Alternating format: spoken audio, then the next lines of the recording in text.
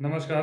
कैसे हैं आप लोग। मैं दीपक कुमार अपने YouTube channel investment IQ with Deepak Kumar में आप सभी लोगों का हार्दिक अभिनंदन करता हूं। आज का हमारा टॉपिक रहेगा द पावर ऑफ कंपाउंडिंग। आज हम कंपाउंडिंग के मैजिक को समझेंगे, इसके जादू को समझेंगे कि कंपाउंडिंग क्या होता है। सबसे पहले जो भी नए साथी इस वीडियो को देख रहे हैं उनसे मेरी पहले रिक्वेस्ट है कि वो मेरे इस चैनल को सब्सक्राइब करें और घंटी के बटन दबाकर ऑल नोटिफिकेशंस को एक्टिव करें। हम लोग इतनी मेहनत से जो कंटेंट लाकर आपके लिए जो वीडियो बना रहे हैं, ज्ञान और नॉलेज आपके साथ शेयर कर रहे हैं, यह ज्ञान ही आपको फाइनेंशियल फ्रीडम और वेल्थ जनरेट करने के लिए बहुत महत्व रखता है। तो जल्दी से जल्दी जितने भी साथी ये वीडियो देख रहे हैं, पहले कृपया करके वो इस चैनल को सब्सक्राइब करें और सभी नोटिफिकेशंस को एक्टिव करें ताकि हमारी आगे आने वाली सारी वीडियो आप तक पहुंचे। जल्द से जल्द सभी साथी नए साथी जो मेरे साथ जुड़ रहे हैं वो मेरे चैनल को सब्सक्राइब करें और भविष्य में आप वित्तीय रूप से मजबूत और अमीर बन सके, इसके लिए हम आपके लिए नए नए कंटेंट और स्टॉक मार्केट से रिलेटेड सारी चीजें लाएंगे। तो चलिए आज हम अपने इस टॉपिक की शुरुआत करते हैं, द पावर ऑफ कंपाउंडिंग, कि कंपाउंडिंग क्या होता है। इससे पहले मैं आप लोग को एक हिस्टोरिकल कहानी सुनाता हूं कि बहुत समय पहले एक नगर में एक व्यापारी रहता था। उसके पास धन संपत्ति थी, वह सोने और चांदी में व्यापार करता था। एक दिन चोरों ने उसकी संपत्ति और सोने चांदी को चुरा ले जाते हैं और वह व्यापारी के पास व्यापार करने के लिए धन संपत्ति कुछ नहीं थी, जिसके कारण वो दिन रात चिंतित रहता था। ये अवस्था कंडीशन देख उसकी पत्नी बोली कि आप राजा के पास जाकर कुछ धन मांग लीजिए, राजा बहुत दयालु है, वह हमारी मदद जरूर करेंगे। ये सोच व्यापारी राजा के पास कुछ मदद मांगने के लिए जाता है। वो जो व्यापारी होता है वो बहुत समझदार होता है, बहुत इंटेलिजेंट होता है, दिमाग का बहुत तेज होता है, उसे गाना गाना भी बहुत अच्छा आता है। तो वो राज दरबार में पहुंच जाता है राजा के पास और राजा को ऐसे ऐसे भजन सुनाता है, ऐसे ऐसे गाने सुनाता है कि राजा बहुत खुश हो जाता है, प्रसन्न हो जाता है। राजा उसके इस कर्तव्य को देख के और बोलता है, मांगो तुम्हें क्या चाहिए। व्यापारी बहुत समझदार होता है। व्यापारी पहले राजा को बोलता है कि अगर आप मुझसे सच में खुश हुए हैं तो आप मुझे 1 लाख सोने के सिक्के दे सकते हैं। अब राजा बोलता है, पागल हो गए हो यार, तुमने मुझे तो गाना ही तो सुनाया है, भला गाने के कौन भाई 1 लाख सिक्के लेके जाता है।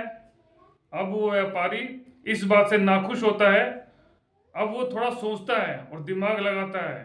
फिर राजा को बोलता है कि महाराज, आप इतने बड़े राजा हैं, क्या आपके पास शतरंज का बोर्ड है।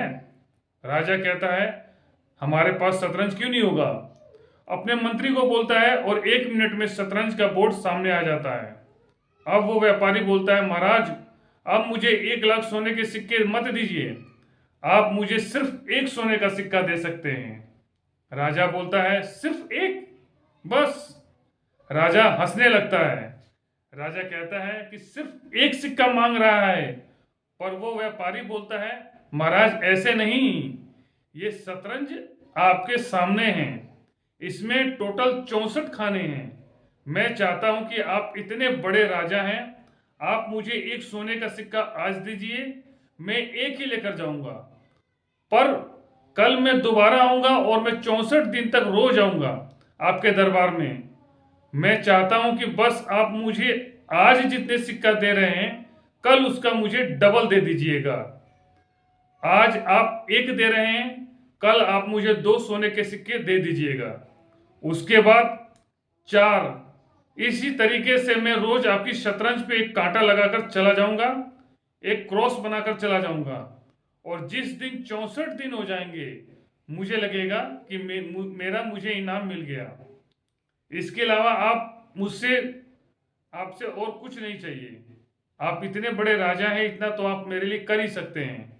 अब राजा अपना दिमाग बिल्कुल नहीं लगाता और राजा कहता है कि 64 खाने एक सिक्का आज मांग रहा है, कल 2 ले जाएगा, कितनी ले जाएगा। अपने महामंत्री को बोलता है, महामंत्री इस व्यापारी को रोज सिक्का देंगे, अभी इसे एक सिक्का दे दीजिए सोने का, ये कल फिर आएगा, मुझसे बिना पूछे इसे रोज डबल करके सोने का सिक्का दे देना। अब इसी तरीके से रोज व्यापारी दरबार में पहुंचता है और महामंत्री उसे अपने आप ही डबल करके सोने के सिक्के दे देता है। तो पहले दिन तो उसे जहां पे एक सोने का सिक्का मिलता है, दूसरे दिन इसका डबल करके 2 सिक्के मिलते हैं, तीसरे दिन उसका डबल करके 4 मिलते हैं। पर 23वें दिन कुछ ऐसा होता है कि राजा भी घबरा जाता है। महामंत्री भागा भागा राजा के पास आया और राजा से बोलता है कि महाराज, हमारा तो पूरा महाकोष खाली हो गया, हमारे पास अब कुछ नहीं बचा, सब लुट गया, सब चला गया। राजा बोलता है, पागल हो गया है? किसने चुराया? किसने हमारी सारी संपत्ति ले ली? हमारा सोना कहाँ गया? महामंत्री बोलता है, महाराज, आपको याद है वो व्यापारी जो 23 दिन पहले दरबार में आया था? उसने हमारे साथ एक साजिश करी है, हमारे सारे सिक्के वो लेके जा चुका है। आज ही मैंने उसे 41,94,304 सिक्के दिए। राजा कहता है, पागल हो गया है? तुमने किससे पूछ के उसे 41,94,304 सिक्के दे दिए? महामंत्री बोलता है, महाराज, आपको अपना वचन याद नहीं है? आपने बोला था मुझसे बिना पूछे ही उसे हर रोज डबल करके सोने के सिक्के दे देना। महाराज, मैंने बिल्कुल वैसे ही किया जैसे आपने कहा। मैंने उसे पहले दिन 1 सिक्का दिया था, दूसरे दिन 2 सिक्के दिए, तीसरे दिन 4 दिए, चौथे दिन 8 दिए, 5वें दिन 16 दिए, 8वें दिन तक 128 सिक्के दिए। और इसी तरह डबल करके देने से मैंने देखा अब राजकोष में कुछ नहीं बचा, और इसलिए मैं आपके सामने आया हूं। इतना पैसा, इतने सिक्के हम कहां लेकर जाएंगे? अब राजा को समझ नहीं आता उसके साथ हुआ क्या है। पूरी रात राजा को नींद नहीं आती। व्यापारी जानता था कंपाउंडिंग के इस मैजिक को, इसलिए उसने राजा के सामने पैसे को रोजाना डबल करके देने की मांग रखी थी। उसकी डिमांड थी कि मैं डेली आऊंगा, लेकिन जो पिछले दिन आपने मुझे जो सिक्का दिया उसका डबल मैं अगले दिन लेके जाऊंगा। इस कहानी से हमें कंपाउंडिंग की महत्व यानी कंपाउंडिंग की ताकत को समझने का अवसर मिलता है। व्यापारी को पता था कि एक बार अगर हम 10 लाख ले लेंगे तो इससे हमें कुछ नहीं मिलेगा, लेकिन अगर हम इसी को कंपाउंडिंग के तहत डेली अगर आज 1 लिया और कल को डबल किया है, डेली अगर हम पैसे को कंपाउंडिंग की वैल्यू के तहत डबल करते हैं तो पहले दिन हमारा 1 होता है, दूसरे दिन इसका डबल 2 होता है, तीसरे दिन इसका डबल 4 होता है, चौथे दिन इसका डबल 8 होता है, 5वें दिन इसका डबल 16 होता है, छठे दिन इसका डबल 32 होता है। इसी प्रकार करते करते 23वें दिन हमारा 41,94,304 रुपए ये वैल्यू आती है, सिर्फ 23वें दिन। अगर मान लीजिए वन टाइम हम 10 लाख रुपए लिए और अगर दूसरी जगह कंपाउंडिंग के तहत पैसों को डबल करते गए तो 23वें दिन में हमारा पैसा 41,94,304 रुपए होता है। कंपाउंडिंग ये होती है कंपाउंडिंग की पावर, कंपाउंडिंग की ताकत। जो कंपाउंडिंग के महत्व को समझ गए ना, समझो, वाकई समझो कि वो दुनिया का सबसे रईस आदमी बना। जितने भी दुनिया के बड़े रईस रिचेस्ट पर्सन हैं, जैसे वॉरेन बफेट हो गया, चार्ली मंगर हो गए, तो ये इन्होंने कंपाउंडिंग की वैल्यू को समझा है, इन्होंने कंपाउंडिंग की ताकत को पहचाना है। इन्होंने समय रहते ही बहुत पहले इन्वेस्टमेंट की वैल्यू को समझकर अपने पैसों को इन्वेस्ट किया और पैसों को इन्वेस्ट करते गए और कंपाउंडिंग के तहत ही इन्होंने वेल्थ जनरेट करी। 2 को 4 किया, 4 को 8 किया, 8 को 16 किया, 16 को 32 किया, 32 को 64 गुना किया। इसी प्रकार इन्होंने लंबे समय 40 से 50 साल में वेल्थ जनरेट की। आज ये वर्ल्ड के रिचेस्ट टॉप पर्सन में आते हैं। तो यही कंपाउंडिंग की ताकत होती है जो पैसों को डबल करता है। वैसे रियल लाइफ में देखा जाए तो कंपाउंडिंग के तहत जो पैसा हमारा डबल होता है ना, उसमें थोड़ा वक्त लगता है। जैसे आज 1 हुआ, 1 लाख का 2 लाख हुआ, 2 लाख का 4 लाख हुआ, 4 लाख का 8 लाख हुआ। इसमें शेयर मार्केट में, इक्विटी बाजार में थोड़ा टाइम लगता है कंपाउंडिंग के तहत डबल होने में पैसा। इसको आइए हम समझते कैसे हैं। मान लीजिए हमारा 1,000 रुपये इन्वेस्टेड है, 1,000 रुपये हमारा ये इन्वेस्टेड है, तो इसको 2 गुना होने में यानी 2,000 होने में, डबल होने में टाइम समय लगेगा। अभी कितना टाइम समय लगेगा कि जितना हम इक्विटी बाजार में, जितना हम शेयर मार्केट में समय अपने आप को देंगे, जितना हम पेशेंस रखेंगे, कलेजे को धीरज करके रखेंगे, मार्केट के उतार चढ़ाव से नहीं डरना है। एक बात ध्यान लीजिए, लंबे समय में जो टॉप इन्वेस्टर्स हैं जिन्होंने अच्छा वेल्थ जनरेट किया है, आज जो हजार हजार करोड़, 2-2 हजार करोड़ रुपए पैसा बनाया है, उन्होंने मार्केट में कम से कम 30 साल 40 साल टिके हैं, और 40 साल में ना जाने कितने उतार चढ़ाव उन्होंने अपनी लाइफ में देखा है। 2008 में इकोनॉमिक मंदी हुई थी, जो पूरे विश्व में मंदी हुई थी, त्राही त्राही हो गई थी, मार्केट 40-50% करेक्ट हो गया, उसके बाद भी वो लोग डटे रहे हैं। 2014-15 में क्राइसिस हुआ था मार्केट, उसके बाद भी वो लोग डटे रहे हैं।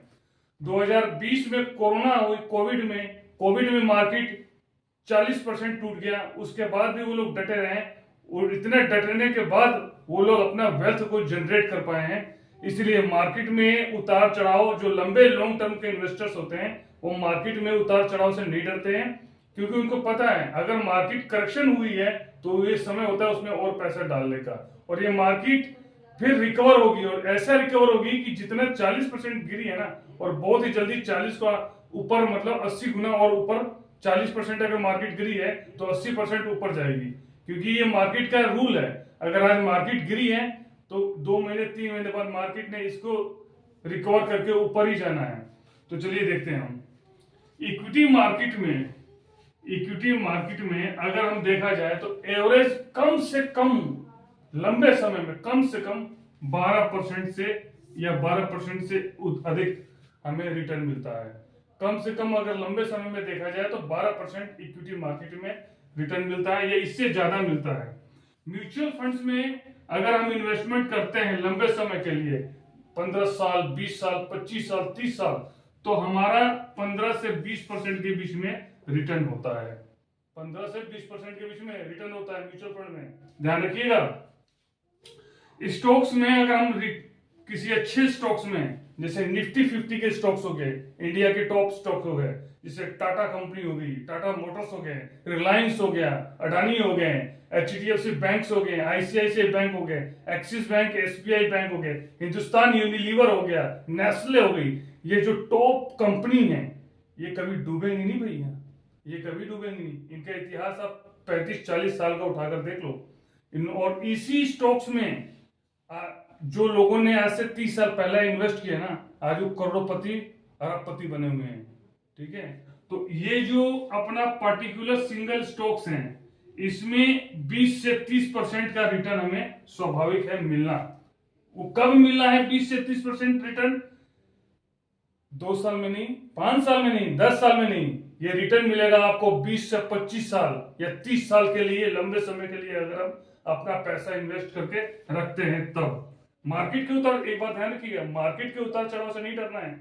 मार्केट कोरोना है, चाहे जियो पॉलिटिकल हो, चाहे वर्ल्ड वार हो जाए, लेकिन हमारा पैसा इन्वेस्ट होना ही चाहिए। उससे डर के हमें अपने लॉस में या कोई जल्दबाजी में कदम उठाकर पैसों को नहीं निकालना मार्केट से।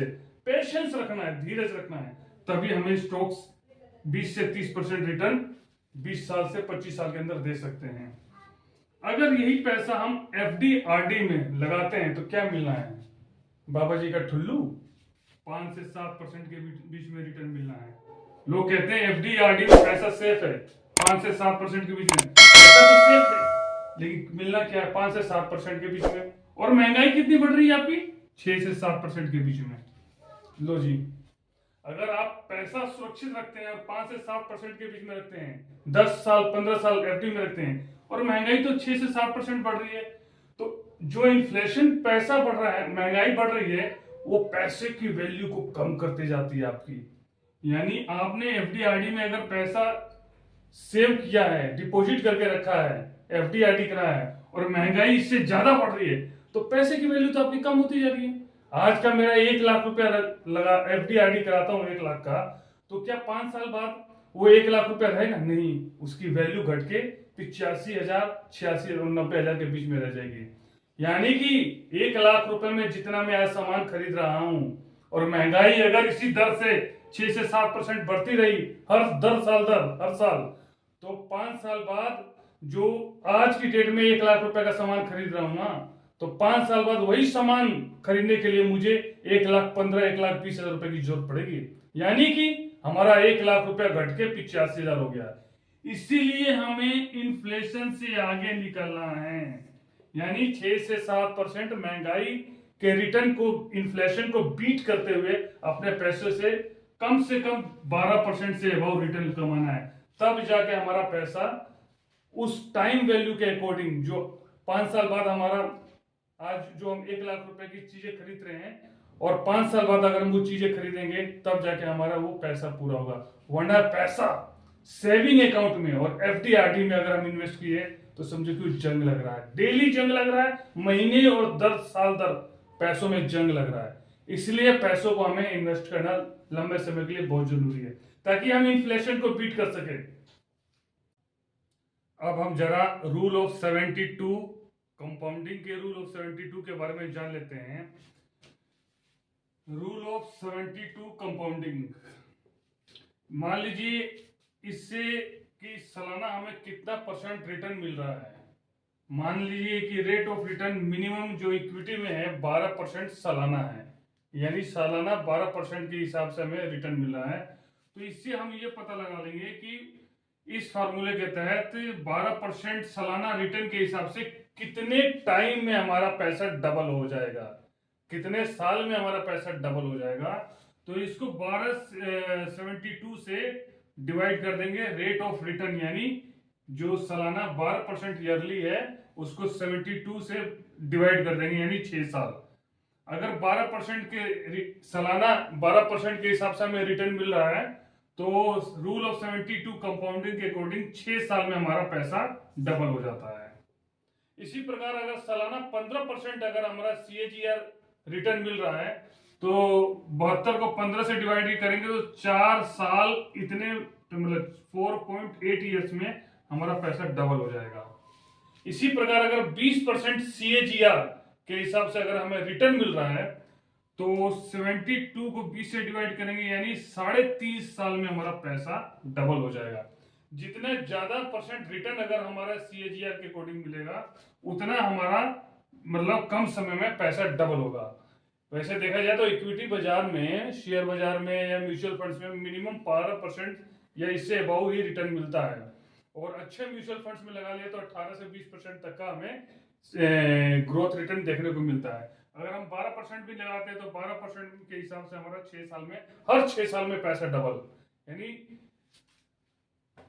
अब मान लीजिए हमारे पैसे जैसे को डबल होना है, 1 से 2 गुना हमारे पैसे को होने के लिए, यानी अगर हमारा 1 रुपया है और उसका अगर डबल हो गया, 2 हो गया, तो यानी 100% की हमारी ग्रोथ हो गई, मतलब हमारा पैसा डबल हो गया। तो ये डबल होने में कम से कम समय और पेशेंस लगता है, समय लगता है, इतनी जल्दी नहीं मतलब डबल हो जाएगा। 6 महीने, साल, 2 साल में जल्दी डबल नहीं हो जाता है, इसको थोड़ा टाइम लगेगा और स्टॉक मार्केट में हमें पेशेंस बना के रखना पड़ेगा, तभी जाके हमारे पैसे मतलब कंपाउंडिंग के तहत ग्रोथ होते हैं। तो आइए कंपाउंडिंग के तहत पैसे कैसे ग्रोथ होते हैं, आपको एक छोटा सा उदाहरण देते हैं, बहुत ही मजा आएगा आपको ये देख के। देखिए इधर, ये ध्यान से देखिए। मान लीजिए किसी पर्सन ने 10 लाख रुपए लमसम इन्वेस्ट किए, रिटर्न कितना है हमारा, रिटर्न रेट ऑफ रिटर्न मान लीजिए minimum 12%, rate of return 12% annual, 12% annual के हिसाब से रेट ऑफ रिटर्न मान लीजिए, और किसी पर्सन ने 10 लाख रुपए लमसम एक साथ इन्वेस्ट किए, तो 6 साल बाद उसका पैसा डबल हो जाएगा, यानी 6 साल बाद उसका पैसा 20 लाख रुपए हो जाएगा 6 साल बाद। यार उसके अगले 6 साल बाद यानी कि 12 साल बाद वही 20 लाख 40 लाख रुपए हो जाएगा, यानी टोटल 12 साल में उसका अमाउंट कंपाउंडिंग के तहत 40 लाख का हो गया। फिर अगर वो फिर अगले 6 साल यानी कि 18 साल बाद वो पैसा 80 लाख रुपए बन जाएगा कंपाउंडिंग के तहत। फिर 24 साल बाद वही पैसा 1,60,00,000 में तब्दील हो जाएगा। और इसी प्रकार वो अगर 6 साल और वेट कर लेता है, 6 साल और इंतजार कर लेता है, तो बाबू 30 साल में उसका 10 लाख रुपया 12% रेट ऑफ रिटर्न के हिसाब से 30 साल में 3,20,00,000 रुपए बन जाएगा। यानी हो गए ना, आपने अगर 10 लाख रुपए इन्वेस्ट किए और रेट ऑफ रिटर्न सिर्फ 12% मिनिमम लिया जाए तो आपका 10 लाख रुपए 30 सालों में 3,20,00,000 रुपए बन जाता है। ये होती है कंपाउंडिंग की ताकत, कंपाउंडिंग की पावर। अब आप लोग मुझे बताइए कि कंपाउंडिंग के इस मैजिक को किन किन लोगों ने अच्छे तरीके से समझा, जो आज हमने आपको चैप्टर समझाया कि कंपाउंडिंग के तहत किस तरह वेल्थ जनरेट किया जाता है और आने वाले फ्यूचर में फाइनेंशियल फ्रीडम पाई जा सकती है। तो लंबे समय के लिए इन्वेस्ट करें और मार्केट के उतार चढ़ाव से ना घबराएं। मार्केट में उतार चढ़ाव आएगा, चाहे वो कुछ भी हो जाए, लेकिन अगर मार्केट कभी गिरती भी है तो मार्केट वो अपने रिकवर कर लेगी और रिकवर करके फिर ऊपर ही जाएगी। तो इसलिए लंबे समय का टाइम प्लानिंग करें। मिनिमम कम से कम आपकी इन्वेस्टमेंट 5 से 10 साल के बीच में होनी चाहिए। लंबा इसको जितना बढ़ाएंगे कंपाउंडिंग के तहत आपकी वेल्थ और अधिक बढ़ेगी और आप भविष्य में अच्छा खासा एक कॉर्पस अमाउंट अपना जनरेट कर सकते हैं। तो दोस्तों, आज हमने कंपाउंडिंग के बारे में समझा, तो अगली वीडियो के लिए आप इंतजार कीजिए। और एक बात और, आप मेरी इस वीडियो को लाइक जरूर कीजिएगा। लाइक करके कमेंट भी कर सकते हैं और इससे इन्वेस्टमेंट से रिलेटेड जितने भी सवाल हैं आप हमसे पूछ सकते हैं, उसका हम जवाब आपको जरूर देंगे। और जो भी नए साथी है, पहले तो हमारे चैनल सब्सक्राइब करें, चैनल्स को सब्सक्राइब करें और इसी तरह सारे लेटेस्ट वीडियो पाने के लिए हम आपके सामने कंटेंट, इन्वेस्टमेंट और शेयर मार्केट की दुनिया के बारे में सारी नॉलेज लेकर आएंगे। आज के लिए इतना ही। जय Hind. Subscribe now and press the bell icon. Never miss an update.